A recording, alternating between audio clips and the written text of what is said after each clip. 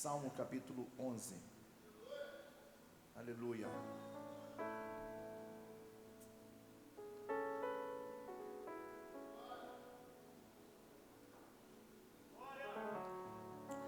Em fervente oração,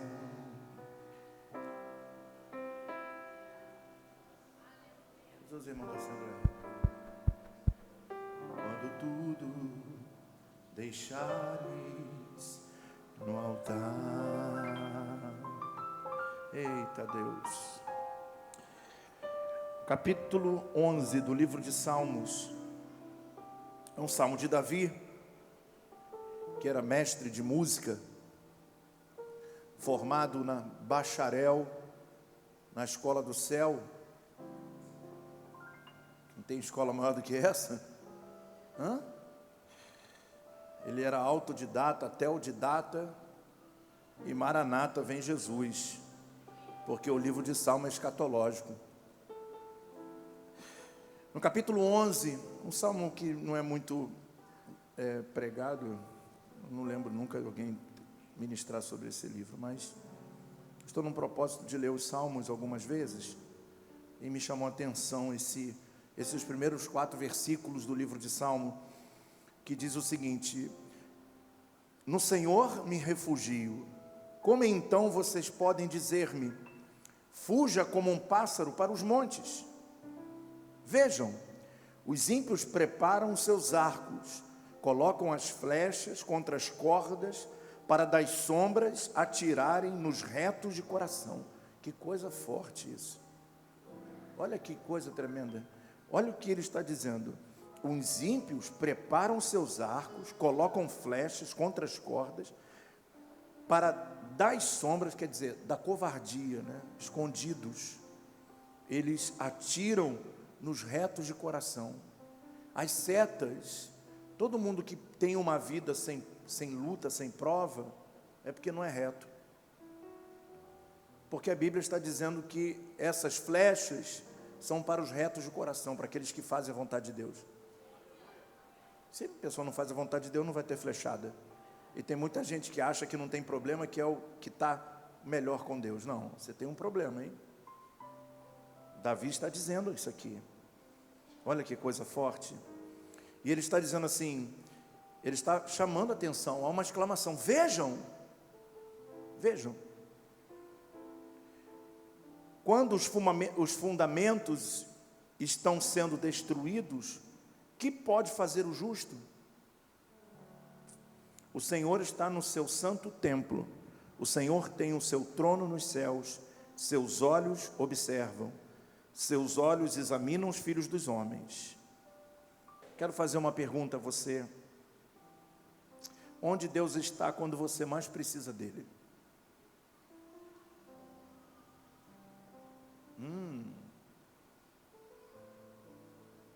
Onde Deus está quando nós mais precisamos dele?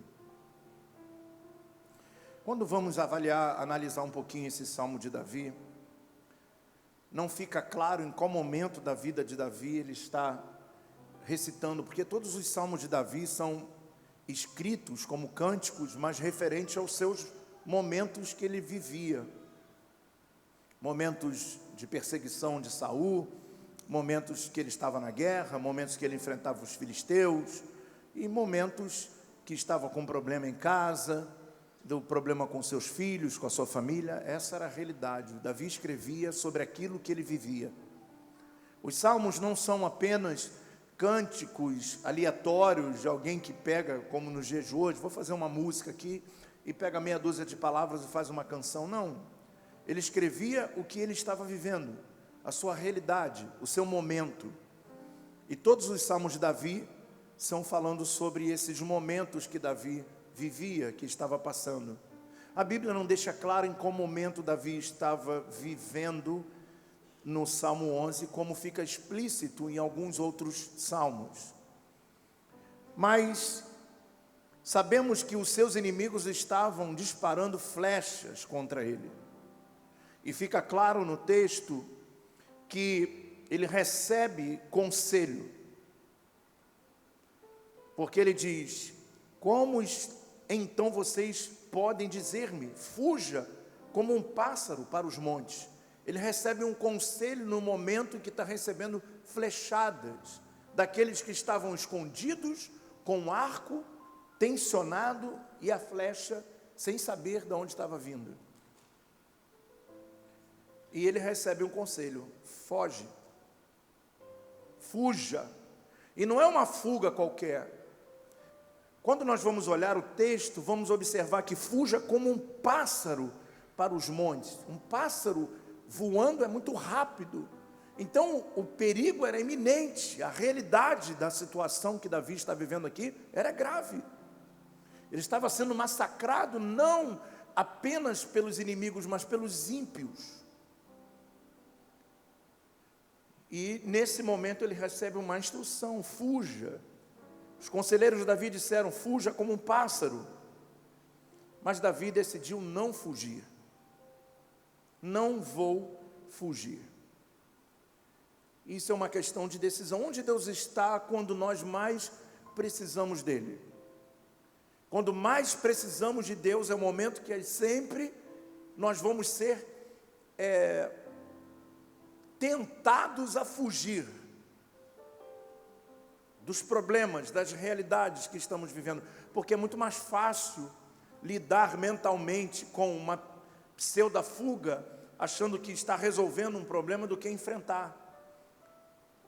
Nós vivemos assim, estamos com um problema no trabalho. Dá um pouquinho de ganho aqui para mim, meu filho, por favor. Nós passamos problemas no trabalho, e aí nós, não, vou deixar isso aqui para lá. E tem muita gente que acha que deixar para lá está resolvendo, não está resolvendo nada.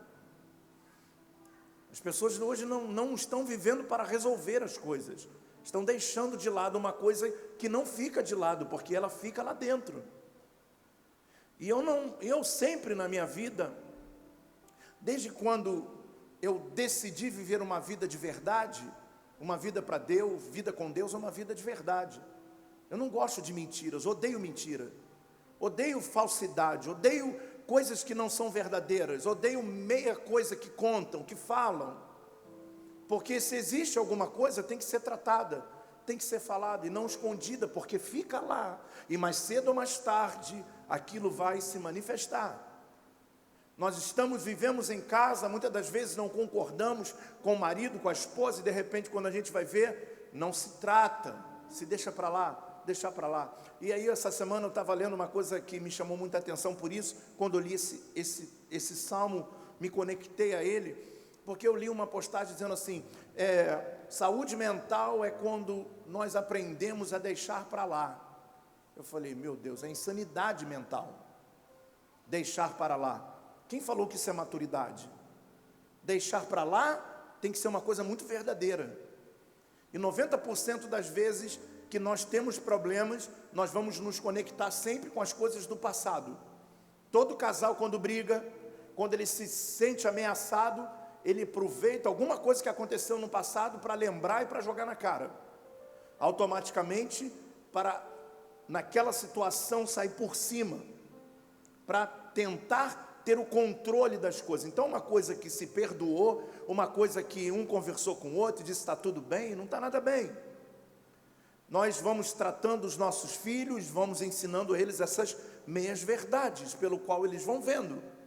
E vamos sempre com meias verdades, com meias situações, porque o conselho do mundo, o conselho das pessoas que estão à nossa volta é: fuja como pássaros para os montes. Fuja disso aí, sai disso aí, deixa isso para lá. Você viver uma vida plena, ela vai te custar alguma coisa, sacrifícios. Eu aprendi o sentido de uma palavra grega chamada pistonheim, que significa autenticidade. Os crentes pistonheim estão sendo escassos. Não estou falando da igreja, estou falando da nossa vida, porque aqui dentro todo mundo é autêntico, até quando você fala alguma coisa que alguém não... Todo mundo te ama até que você discorde de alguma coisa. Depois você não serve mais para nada. Essa é a realidade de todos.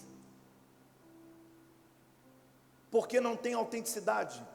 Toda pessoa, quando enfrenta um problema, acaba com uma história, são pessoas de mentira, porque elas não sabem resolver os seus problemas, e quando vão para a igreja, eles vêm trazendo esse ranço da vida que tem, e nesse momento eles agem como agem em casa, como agem fora de casa, fora da igreja, como agem na família, como lidam com os problemas lá fora. O problema é a realidade dos problemas que a gente aprende a lidar aqui dentro.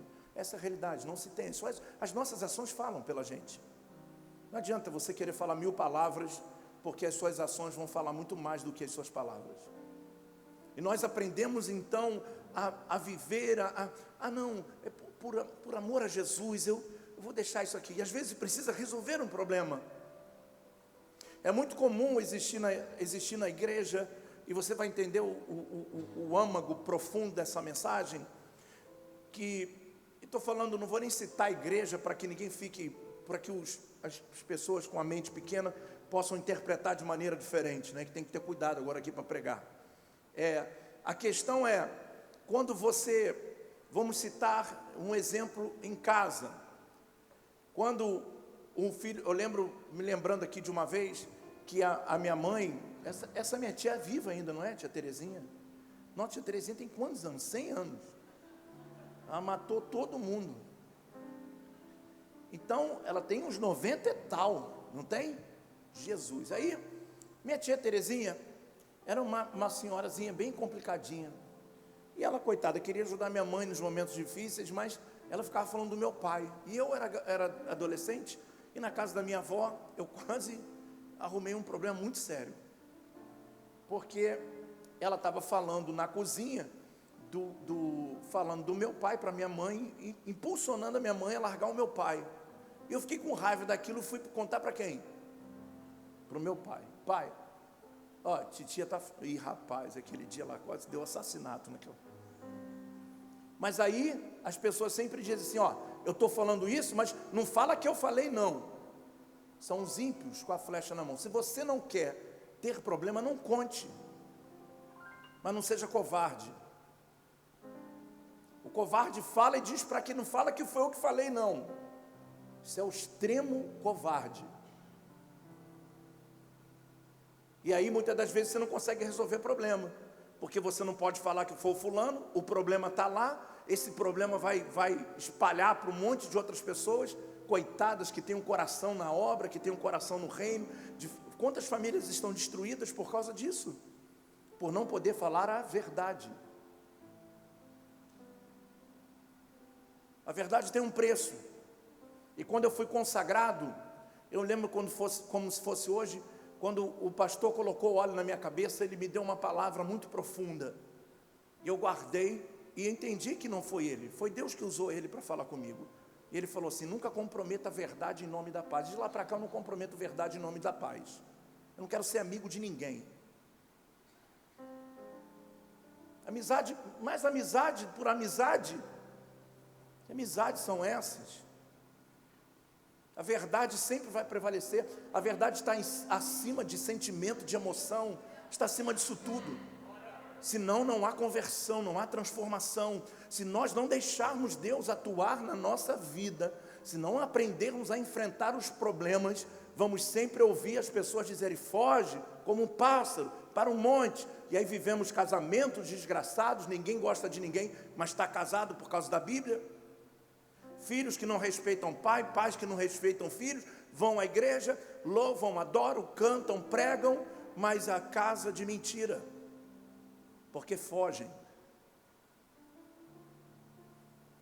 E Davi recebe esse conselho, foge como um pássaro. Davi, não vou fugir. Rapaz, um cara que eu admiro é Davi. Ele não tinha medo de morrer. Ele não tinha medo de se agradar ou desagradar, ou obedecer. Primeiro que Davi tinha uma capacidade de entender que com as pessoas ou sem as pessoas a vida dele ia andar. E isso foi uma realidade de vida. Deixa um ensinamento muito forte. Que quando Deus conecta pessoas a você, elas precisam entender que elas se conectaram a você, não foi você que se conectou a elas. A diferença é muito grande nisso. E essa realidade de Davi fazia ele ser um homem destemido pela verdade. Porque um dia ele viveu na mentira. Ele enganou. Ele foi homicida. E depois do preço que ele pagou na sua casa, depois dos problemas que passou com seus filhos, ele decidiu ser uma pessoa de verdade. É uma mensagem impactante porque isso relata a verdade da nossa vida, sem hipocrisia. É uma realidade do dia a dia, que muitas das vezes, até mesmo nas coisas mais simples. Quer ver uma coisa que eu acho muito interessante? Quando a bispa pergunta assim, o que você acha da roupa? Se eu falar assim, tá bom, ela diz assim, tá bom, porque ela sabe que eu estou falando a verdade. Às vezes a mulher pergunta e o homem fala assim, tá bom. Aí ela, eu não gostei, porque sabe que ele está falando alguma coisa, talvez, por que está perguntando? Você que sabe que você tem que usar. Eu sempre vou falar a verdade. Se ela botar uma roupa que eu não gostava, eu falo, não gostei, não combinou isso aí. Verdade, nos mínimos detalhes, verdades. Você está triste? Tô. Você não gostei? Não. Você está chateado? Tô. Mas aí, no nome da sanidade mental, que tem muito coach de mitigela por aí, ensinando você a ter um equilíbrio onde não tem equilíbrio, ensinando a você colocar para dentro o que você tem que colocar para fora,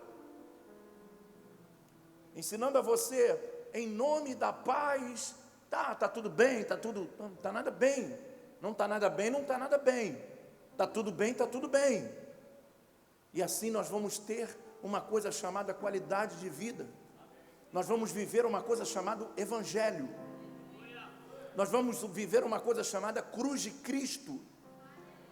As pessoas, elas querem que você faça o que elas querem que você faça.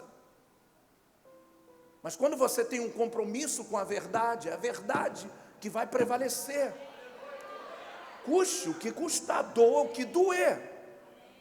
A verdade tem que estar dentro da nossa casa, a verdade tem que estar dentro do nosso ser, sempre a verdade. Sempre a verdade. Mas somos impulsionados a voar para os montes. Outra semana mesmo aconteceu um lance aqui que, mas o fulano falou para não falar. Chama ele, pô. Chama ele, mas esse garoto tem que deixar de ser covarde. Chama ele. Ninguém mandou ele falar, agora ele vai falar na frente do outro. Vai aprender a ser homem aqui na igreja, ou ele vai embora. Bispo, que isso? É radical. Ué, eu vou pegar isso aqui, vou ser animador de palco? Eu tenho um compromisso com isso aqui, querido. 37 anos. Verdade é verdade. E a verdade, muitas das vezes, a gente se arranha aqui para se encaixar, mas dentro de uma verdade. Se eu falar que eu amo, eu amo. Se eu falar que eu não amo, eu não amo. Verdade. Você precisa ser conhecido pela verdade. Jesus era conhecido pela verdade. Nós muitas das vezes, nos dias de hoje, estranhamos certas atitudes de verdade, batemos palma para atitude de falsos profetas, mentirosos, de que enganam o povo. Aplaudimos essa gente que sobe no culto para chamar pelo CPF e dar uma profecia de que Deus vai fazer o que vai fazer e por aí vai. Estamos alimentando os monstrinhos e renegando a verdade. Jesus, certa vez, quando Pedro chegou para ele, falou: Senhor, não, você não vai morrer não, você não vai morrer não. Ele falou: arreda-te de mim, Satanás. Está na Bíblia, você nunca leu isso? E por que você serve a Jesus? Por que a gente admira Jesus e não admira homens que agem como Jesus? Arreda-te, Satanás. Pesado, palavra que deu para Pedro. Mas o que estava em jogo ali não era Pedro, era o que Pedro poderia fazer com o mestre tirando ele do foco. E ele entende que a boca de Pedro naquele momento era a boca do diabo, para impedir que ele fosse para a cruz. E naquele momento Pedro estava sendo induzido por Satanás para impedir a sua salvação, porque se Jesus não morre, nós não somos salvos. Certa vez Pedro também, que era o único capaz de falar o que sentia, ele, no momento que Jesus vai lá, faz um milagre, a multiplicação, depois vai para o outro lado, porque Jesus percebe que aquela multidão estava seguindo Jesus só por causa da comida. Estamos falando da Galiléia, de um lugar pobre. E naquela região, ele vai lá até Jesus e fala: Senhor, deixou o pessoal lá, está com fome. E agora? Como é que são? E diretamente, quando vamos olhar, poderíamos imaginar: poxa, isso é certo. Por que Jesus deixou o pessoal lá e foi embora? E ele vai indagar Jesus. Jesus falou assim: Pedro, fica lá com eles, pô. Já que você quer, se você acha que o meu ministério é da comida, vai lá ficar com ele. Jesus falou, isso está na tua Bíblia. Se isso não te choca, não se choque com os da verdade de hoje. Se essa palavra que você já leu, ou você não lê Bíblia, se essa palavra não chocou você, não se choque com os da verdade. Aliás, se alegre com aqueles que são da verdade, e não da mentira, e não do engano. Os falsos profetas falam bonito, abraçam todo mundo, mas pelas pessoas viverem na mentira, é da mentira que elas gostam. Certa vez Jeremias estava vivendo um caos na nação de Israel, e os sacerdotes, vamos dizer hoje, os bispos de hoje, os pastores de hoje, subindo num púlpito como hoje, para você, conjecturando para você entender, subiam no altar e diziam para o povo: olha, calma, está paz, está tendo paz, está tendo paz. Jeremias chegava e falava assim: vocês dizem que tem paz, paz onde não tem paz? Vocês estão curando a ferida do meu povo artificialmente? Jeremias vai lá denunciar aqueles homens que estavam dizendo paz onde Deus disse não tem paz.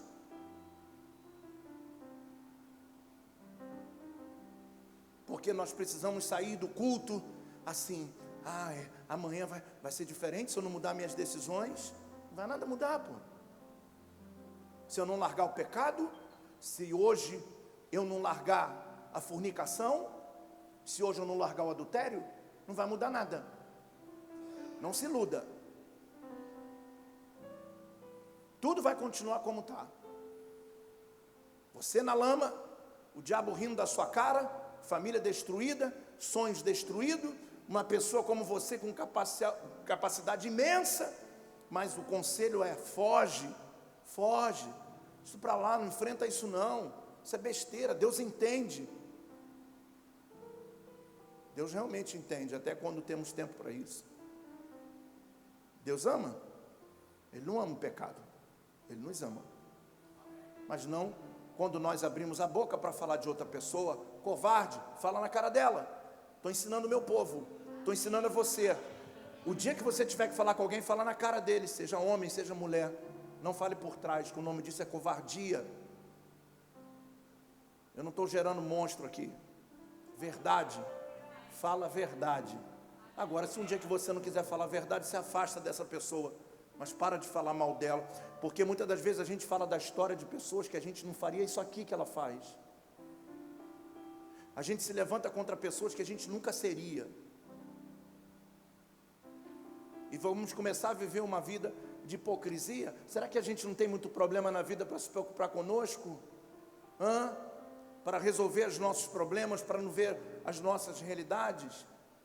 Esses amigos que te procuram, que escrevem no zap dizendo: e você sabe o que aconteceu, você alimenta isso, eu vou chamar o seu nome e eu vou falar na tua cara, covarde. Você não aprendeu isso com o teu líder. Covarde. O dia que eu quero falar alguma coisa para vir, eu vou e chamo. E acabou, gostou bem, não gostou, se não resolveu. Vai resolver. Mas fugir não. Nunca fuja dos seus problemas. Nunca fuja das suas dificuldades. Davi está sendo massacrado pelos covardes com lança. Lá no cantinho, escondidinho, já preparado, que eles ficam preparados já. Eles maqueiam tudo, eles criam já uma história pensando que você é trouxa. Você só dá corda, irmão. Você só vai dando, tem momentos que você precisa dar corda. E a própria pessoa vai se enforcar nela. Interessante que eles estão preparando. Bicho, você está com algum problema? Não. Tem algum problema na igreja? Não. Tem alguém aqui falando? Não. Porque se tivesse, eu não preciso pregar sobre isso, porque eu vou lá e resolvo. Senão minha mensagem não tem sentido. Eu estou falando, ensinando a igreja, hoje é culto de doutrina, já que você não vem quinta-feira, eu tenho que trazer quinta-feira aqui. De vez em quando eu vou trazer um culto de quinta aqui. Porque nós precisamos aprender a doutrina na Bíblia.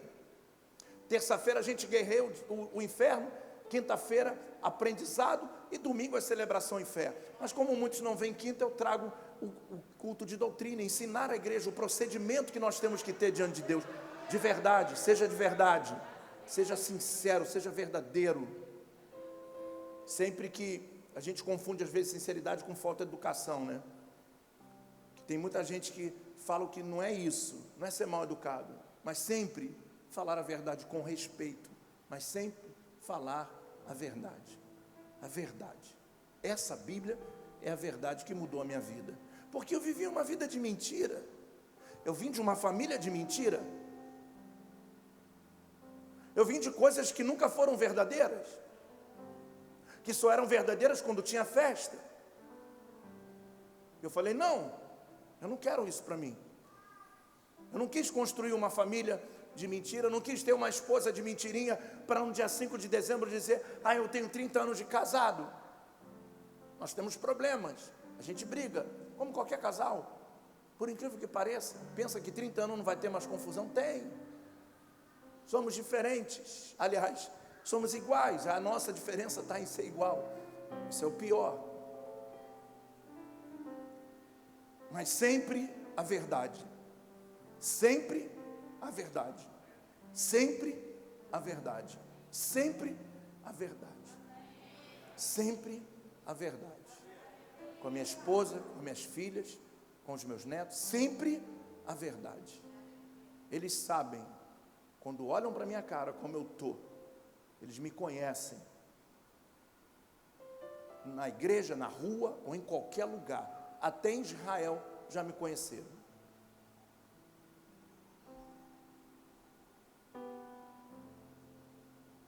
Sempre. E nunca se sinta menosprezado por ser de verdade. Nunca se sinta inferior. E agora? O quê? Sabe o que você vai atrair? Pessoas de verdade. Você vai atrair pessoas verdadeiras. Você vai ter uma igreja de pessoas que querem adorar a Deus, querem viver longe do mundo. Sabe o que significa a palavra igreja? Não? A palavra igreja vem de uma palavra grega chamada eclésias. E essa palavra eclésias significa chamados para fora. Olha que interessante. E muitas pessoas vão definir isso como nós fomos chamados para fora. Não é isso. Nunca foi isso. A palavra eclésia, quando diz chamados para fora, é chamados para fora do mundo. Tirados do mundo. É uma vida nova. Não é uma vida paralela à vida que eu levava lá fora. Não é uma vida de domingo vir à igreja e quarta-feira estar no pagode. Não é uma vida de estar aqui de vez em quando tomar uma biritinha. Não, é chamados para fora do mundo. Nós somos chamados para fora do mundo para entrar. Depois nós somos chamados para fora para pregar. Mas primeiro nós somos, depois nós pregamos. Há pouco tempo um irmão chegou para mim e falou assim, o irmão não é daqui, sei lá se é daqui, se era daqui, sei lá. Mas eu quero evangelizar. Aí eu falei, irmão, olha só, outro dia eu estava vindo para a igreja, eu vi você no posto com uma garrafa, com um negocinho tomando uma cervejinha.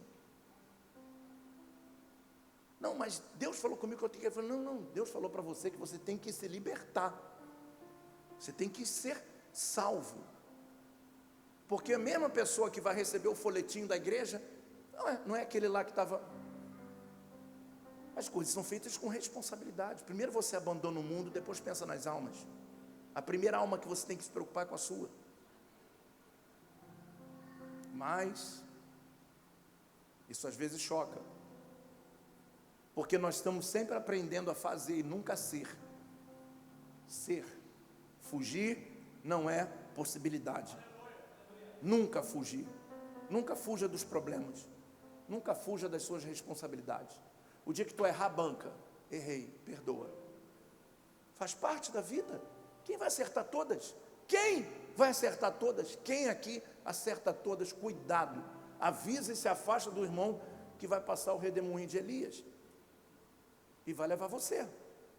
Quem acerta todas? Ninguém.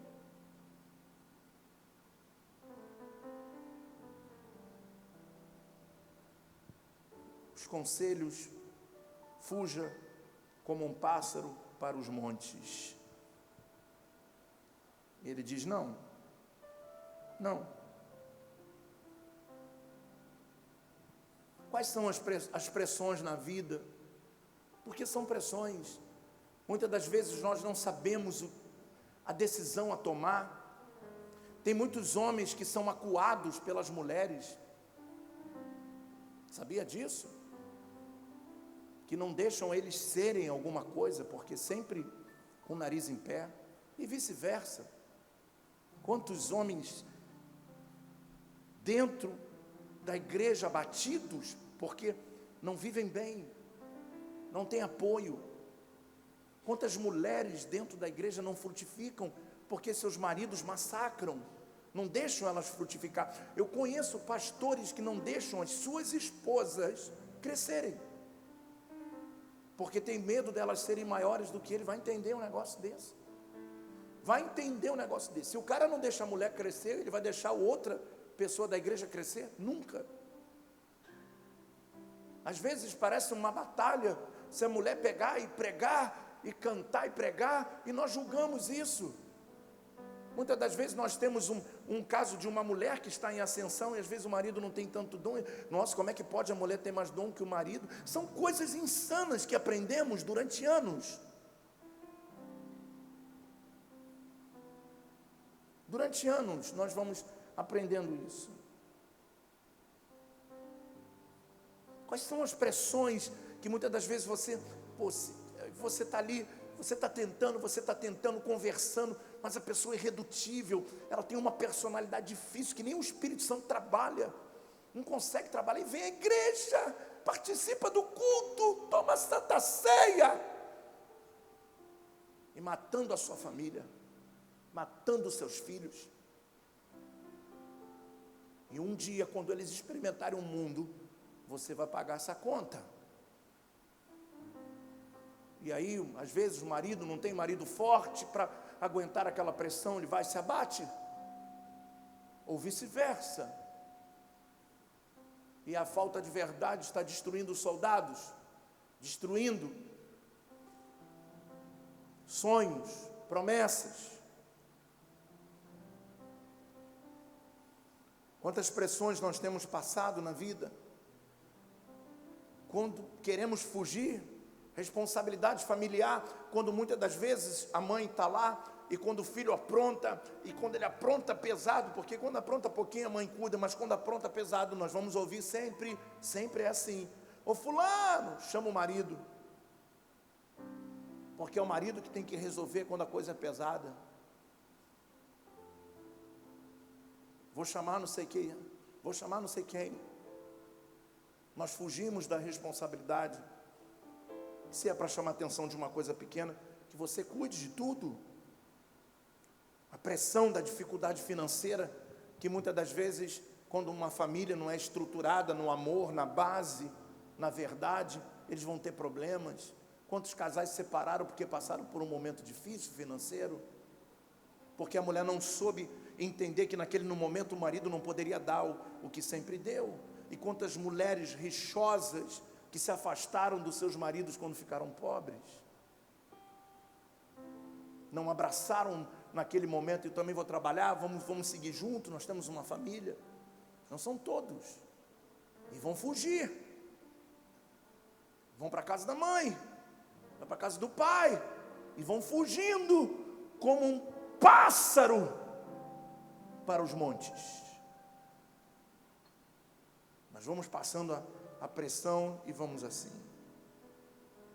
as incertezas na vida profissional, quando a coisa está pesada, não sabe o que fazer, o emprego não está bom e tal, as pressões vão, e a ideia é, foge. Aí nós vamos ficando desanimados, vamos fugindo, daqui a pouco não estamos mais nos cultos, porque perdemos o emprego. O que tem a ver o culto, o emprego com Deus? Não há conexões, gente. A verdade está sumindo. A realidade de eu não ter um emprego não significa que Deus não está. Onde Deus está quando nós mais precisamos dele? Porque nós vamos sempre fugindo, e essa fuga representa que nós não sabemos onde Deus está quando as coisas se apertam.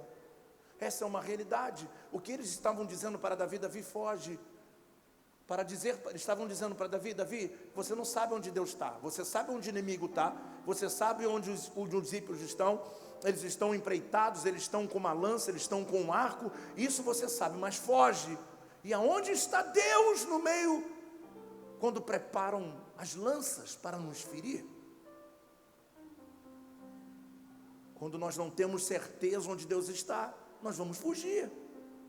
Nós vamos fugir para aqui, vamos fugir para lá.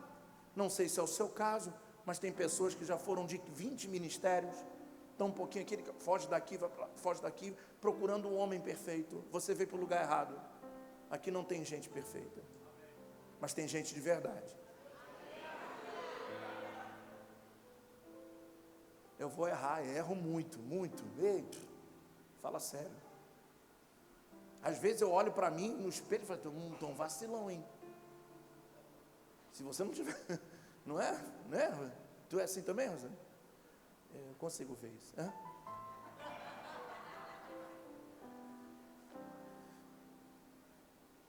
Mas não vamos fugir. Errei, estou aqui de novo. Caí, levantei. Pequei, Senhor, estou de pé, me perdoa. Eu não posso ficar sem tua presença. Eu não vou fugir. Eu não vou ficar, ai, Deus se esqueceu. Não, eu vou bancar. Senhor, não importa, eu vou colher, mas eu não quero ficar longe de ti. Eu não vou me afastar da tua presença, eu vou ficar aqui, até que o Senhor venha. Eis-me aqui. Fugir não é possibilidade para aqueles que se chamam pelo nome do Senhor Jesus.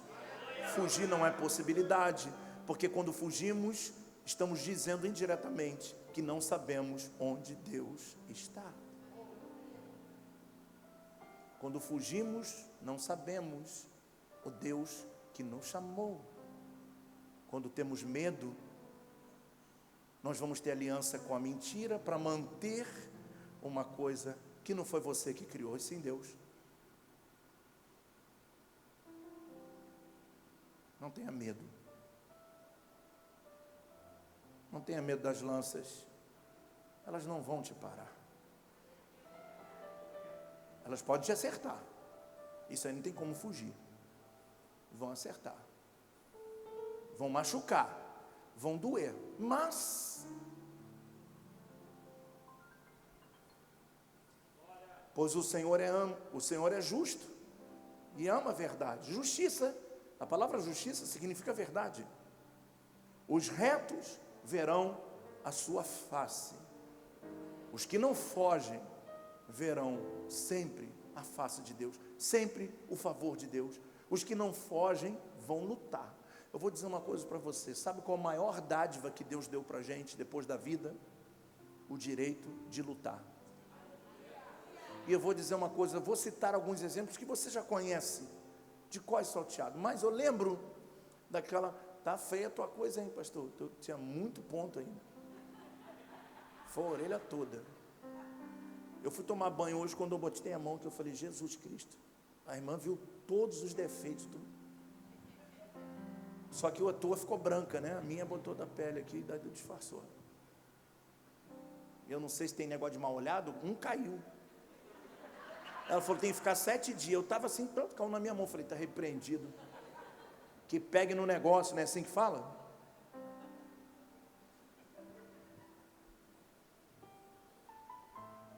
Sete dias para tirar a dor. Fica isso aí. Não tira não, pastor. Ainda mais que a tua orelha é de lutador. Fica bem evidente aí. Não podemos fugir mais. Sabe qual é a primeira pessoa que a gente foge? Sabe qual foi a primeira fuga que houve na Bíblia Sagrada? Quem sabe? Adão. Fugiu de quem? Comeu? Adão, onde é que você está? Eva. Você está onde, Adão? Você acha que Deus não sabia onde ele estava? Sim ou não? Por que Deus pergunta? Já parou para pensar nisso? Saber o que estava dentro dele. Ele deveria ser o primeiro: Senhor, eu sei que não tinha que comer, comi. Estou envergonhado. Não sei nem o que fazer. Mas a mulher que tu me deste, começa ali a transferência de responsabilidade. Vamos parar com esse negócio de botar culpa. Tem gente com 50 anos botando culpa na mãe, na infância. Se cura, pô. Porque quando eu era pequenininho, eu botei o dedo na tomada, tomei um choque, hoje eu tenho medo de eletricidade. Minha mãe tinha uma penteadeira assim muito grande, um espelho. Quando chovia, mamãe jogava um lençol, lembra, Márcio? Aí eu falava assim: por que joga esse lençol, mãe? Para o raio não cair aqui em casa. Rapaz, quando chovia, o que eu imaginava? Eu não ficava na frente do espelho. Era trauma. Chovia, eu ficava, vai que o raio cai em cima do espelho. Alguém já ouviu isso aí? Os antigos, olha aí a igreja toda, joga o lençol.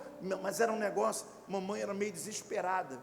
Então quando começava assim, ela, gente, vem Márcia, coloca a minha Márcia. E eu era o menor de todos. Meu Deus, o que é isso? O espelho pega raio.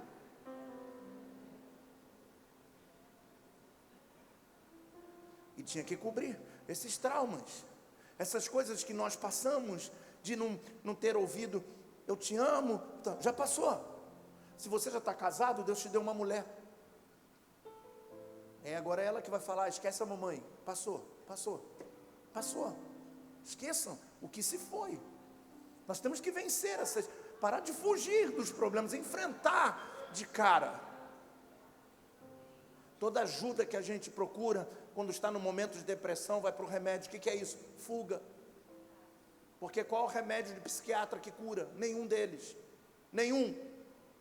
Estou falando porque eu estudo neurociência. Nenhum deles cura. Eles apenas tiram você do estado que você está e te dão um pouquinho de...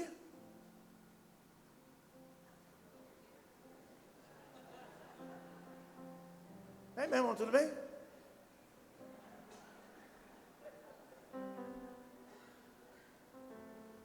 Está na festa, todo mundo dançando, o cara era animado. Mas agora com várias doses, Lexotan e de mais algumas coisas, ele fica. A criança passa, ele leva 20 minutos para olhar. A criança já voltou, ele está olhando de novo. Não cura, dá uma melhorada. Ainda chamam isso de tratamento. Se você procurar um psicólogo, e o psicólogo tiver o entendimento da psicologia real, e não te enganar, e botar você de frente com a tua realidade para curar, você pula dele para outro. E você vai para aquele que quer só terapia. Ele fica 50 minutos com o relógio aqui, você não está nem vendo. Uau, foi isso que aconteceu mesmo? Aconteceu isso? Conta mais. Tipo assim, R$400 na minha conta. Aí fica 75 sessões, contando a mesma coisa. Aí a pessoa, olha querida, acabou. No momento que a menina ia chorar, ela volta com a lágrima, deixa para daqui a 5 dias a gente de novo. Chora hoje não, hein? Chora. E aí a gente é capaz de pagar 400, 500, vai pagando e não resolve nada porque a gente está fugindo do problema. Coloca a mão no ombro do seu irmão, diga: meu irmão, para de fugir das flechas. Para de fugir das flechas. São flechadas, a vida manda várias, dia após dia, Eu não sei, eu já quero profetizar que você está vivendo a melhor semana da sua vida, amém? Começando aqui agora, porque Deus nos deu a capacidade do direito de lutar pelaquilo que é nosso. Ei, tem uma mulher da Bíblia que é fora da curva, eu vou dizer, é fora da curva do Senna. Nós vamos falar daquela mulher que 12 anos sofria, 12 anos de hemorragia. A mulher passa 4 dias, já está chutando tudo. 4 dias briga com o marido, não quer falar com ninguém. A mulher aproveita um pouquinho. Tem um pouquinho de sensacionalismo. Porque quando... não fala comigo não! Quero papo com ninguém! Tudo que queria fazer um mês inteiro... Mas vamos voltar aqui para o texto. Eu estava lá 12 anos, imagina 12 anos, em 4 dias a mulher não aguenta. 12 anos, meu irmão. 12 anos, estava sem ferro no sangue, estava toda alterada, hormônio, toda arrebentada. Não podia, escondida, porque ela não podia estar no meio da sociedade, que era impura, segundo a lei judaica. E aquela mulher viu um Jesus passando e falou assim: calcula, se eu for por cima vão me pegar. Vão dizer que você está louca, você não pode ficar aqui. E vai acabar de uma vez, mas eu só tenho uma chance. Eu vou por baixo. Quando se fala de multidão, se fala de 3.000, Celso. A 5.000, Bernardo, pessoas. Ela vai e entra no meio daquilo lá, e toma uma pisada aqui, uma pisada de lá, e um chute daqui, um chute de lá. E de repente ela por baixo, tchum! Ela disse para ela, condição mental, ela disse para ela, se eu apenas tocar, eu ficarei curada, pô. Deus está contigo quando te tacam as flechadas. Aonde Deus está quando mais precisamos, Ele está na verdade. Porque o justo verá a sua face. Aquele que carrega a verdade vai ver a verdade sem abrir a boca. Aonde Deus está quando nós mais precisamos, Ele está na verdade que você pratica. Não fuja, banca. Se Deus é por nós, quem será contra nós? Se Deus é por mim, se Deus é por você, se Deus é pela tua família, quem será contra ela? Quem será contra ela? É uma pergunta, gente. Quem? Os que estão tacando flecha? Não. Não poderão, porque você carrega a verdade. Diga para o irmão que está do seu lado, hoje você nem falou com ele, né? Diga para ele assim: meu irmão, Deus está na verdade. Deus está nos princípios da verdade. Deus está aqui. Quando nós vivemos aqui, a verdade nos justifica. Quando estamos aqui, Deus se levanta em nosso favor. Quando as nossas ações estão baseadas dentro da Escritura, Jó, é só falácia. E a dor que você sente das flechadas, porque vai doer. Mas logo, logo, você verá a face de Deus, vai se levantar mais uma vez. Logo, logo, você vai se erguer mais uma vez. Logo, logo, Deus vai te dar vitória mais uma vez. E de fé em fé, de glória em glória. Nós chegamos até aqui. E não é agora que a gente vai parar. Porque Deus está conosco nos momentos que nós mais precisamos. Ele está na verdade que nós carregamos. Davi disse: não vou fugir. E eu quero dizer para você, animar o teu coração. Diga não para a mentira. Diga não para as situações que querem só que você prolongue, sabe? Porque a pior coisa que existe, guarda isso no seu coração para sempre. A pior coisa que existe é a gente estar vivo e ao mesmo tempo estar morto. Se a gente está vivo, vamos viver essa vida, gente. Vamos viver essa vida que Deus nos deu. Ora, vamos viver com intensidade. Vamos curtir a nossa vida, vamos curtir o nosso ministério, vamos curtir os nossos irmãos, vamos nos abençoar de verdade, vamos tirar do nosso meio todas as coisas que Deus não se agrada. Pô, é tão simples.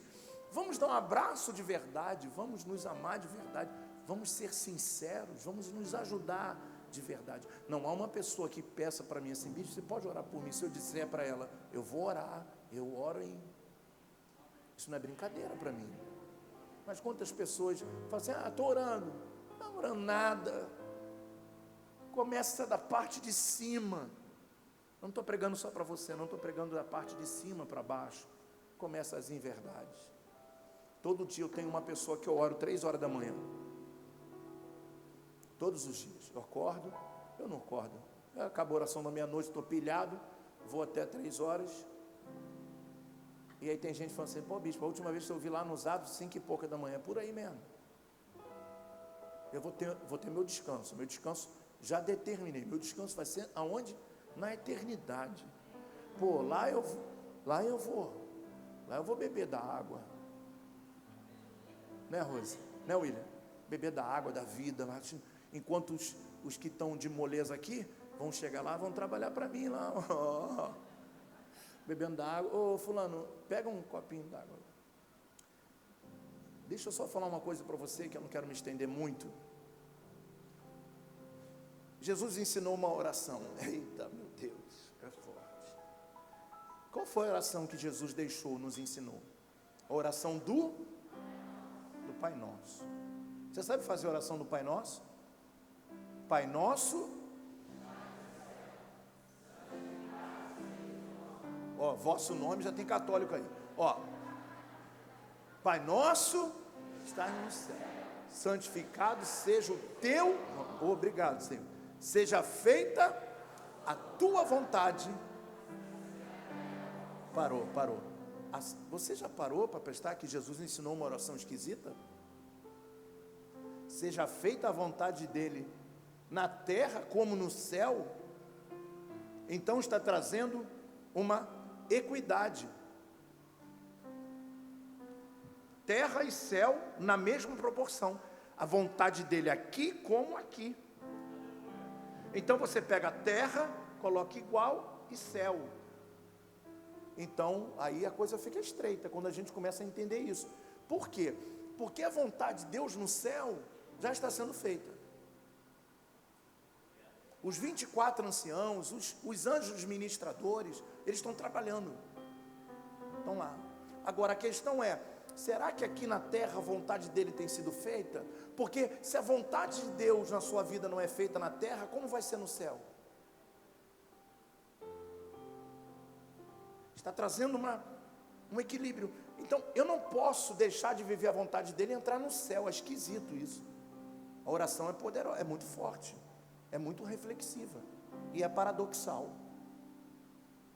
Então, quando eu estou aqui no templo, eu estou, Senhor, qual é a vontade de Deus? Que o seu povo adore. Então, quando eu adoro, eu estou falando, seja feita a tua vontade aqui na terra, como os adoradores te adoram no céu. A gente canta aqui na terra, Renata, quando os anjos estão cantando no céu. A gente está tocando aqui, Flavinho, pá, pum, pá, até que o Senhor venha. E no céu estão os anjos lá, rapaz, aquela igreja lá, vamos embora, coral 2, 3, 4, pum, aqueles que já se foram. Toca aí, Sérgio Pimenta, eita, fui longe, Sérgio Pimenta tinha uma música forte que diz assim, só quem sofreu pode avaliar quem sofreu, pode se identificar, pode ter o mesmo sentir. Só quem sofreu tem palavras de puro mel, que transmitem todo o calor para quem precisa de amor. E ele morreu, até a própria morte venceu, dando o que é padecer na mente, no corpo. E ele morreu, até a própria morte venceu, dando a paz de entender a todo homem. Não sei porque que eu cantei isso, mas vamos voltar aqui para a mensagem. Estou falando que Sérgio Pimenta foi o maior compositor que houve nos anos 80. Ele que introduziu a adoração na igreja, porque só existia corinho de harpa e e de cantor cristão. Ele que trouxe essa ideia congregacional da igreja participante. Antigamente não existia isso. Um cantava, outro abria o livro e ia. Vamos que vamos. Essa participação da eclésia, esse momento que a gente se conecta, que nós estamos levantando a mão e de repente estamos ouvindo aquele louvor, as lágrimas vão descendo pelas emoções ou pela presença de Deus, não importa. E aquilo ali vai marcando a nossa vida. Existem músicas que marcam a nossa vida. Em 2004, eu passei um final de ano, de 2003 para 2004, duro, sem um centavo no bolso. E aí foi aquela música, quando lançaram aquela música assim. Ai, caramba. Perto quero estar. Nossa. Eu no culto do ano assim, aí dizendo, te louvarei, não importam as circunstâncias. Ai, meu Deus. Você com 2 filhos. Sabe o que aconteceu comigo nesse ano? O pessoal da igreja quis fazer uma ceia para todo mundo. E cada um levava uma coisa. Eu falei pro bispo, eu era pastor, e falei pro bispo, não dá para mim, essa não vai dar não, essa ceia não. A gente não tinha nada para comer, nada. Aí ele, não, que isso? Chamou fulano lá, pelo amor de Deus, ele vai vir aqui. Aí, pô, aquilo já foi, aí tudo bem, vamos, né, irmão, igreja, estamos juntos. Quando acabou o culto, essa música mexeu no meu coração, na hora de comer, aí a irmã levanta lá, Deus já fez justiça na vida dela, não é? Ela diz assim, gente, ó, chegou a hora da comida, mas só vai comer primeiro quem trouxe. Que humilhação isso. Eu fui para casa com as minhas filhas, sem comer, eu não tinha coragem de comer, você teria coragem de comer? E hoje tudo que eu como, eu te reparto com todo mundo. Eu sou incapaz de comer um salgado e ter 2 pessoas do meu lado sem comer. Você aqui na carne, que é isso? Onde Deus está? Onde Deus está quando mais precisamos dele? Eu acreditei naquilo que eu cantei. Não importa as circunstâncias, eu vou te louvar. Eu vou te adorar. Tu és o Deus da minha vida. E a gente não está aí? As criancinhas criadas cresceram sem comer Danone, sem comer o que os nossos netos comem. Toda vez que eu compro alguma coisa, eu lembro delas.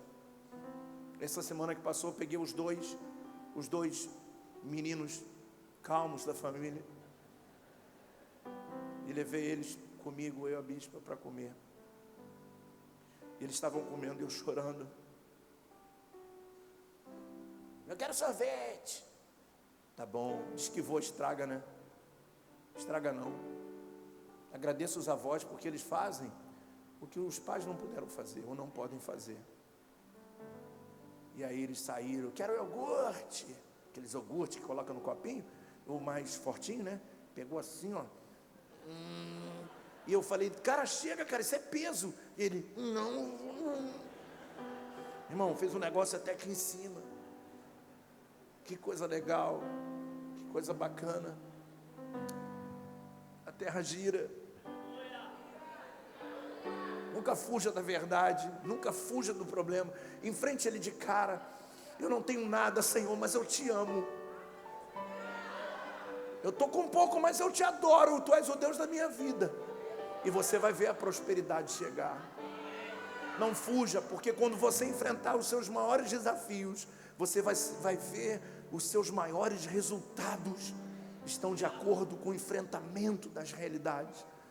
E eu desejo que você enfrente todos os problemas para que você tenha uma família sadia, para que você tenha filhos sadios, para que você tenha uma igreja sadia, para que você tenha uma família, para que você tenha um emprego e você valorize isso.